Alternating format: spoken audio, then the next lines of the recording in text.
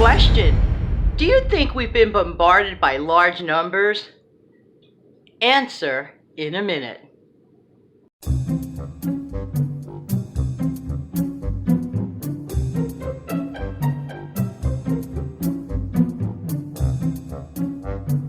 Hi, this is Jan from New York City, and yes, in my absolutely honest opinion, I think we've been bombarded by large numbers.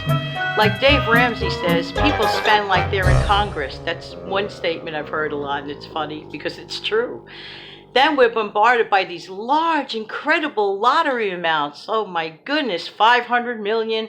I heard people complain, oh gee, if they win 500 million, well, 300 million will be taken away with taxes. As if being left with $200 million was a horror. It only goes to show that we've been mentally bombarded by the numbers. But I want to take a minute and set the dial back. In our wonderful wanting of nice things and hopeful achievements and aspirations, which we should all have, bigger and great aspirations. My tip of today is this: let us not forget the small things that bring us joy along the way, during the journey. There are some things you just cannot buy. And I decided to list in my mind a few things you cannot buy. You cannot buy the joy you feel the first time you see your own child or your grandchild or an adopted child in your heart. You can't buy that. There's no dollar amount. You can't put a dollar amount on if you wanted to climb, let's say, a mountain and you did it. Is there a dollar amount on that? No, there is not. You can't put a dollar value on any of those aspirations that, although do not really define you in a monetary way, but you have achieved. So the bottom line for today's tip of the day is, while you're on your journey to the bigger, greatest things, be happy for the smaller things. For example, I love caps. I can't help it. I admit it. I love them.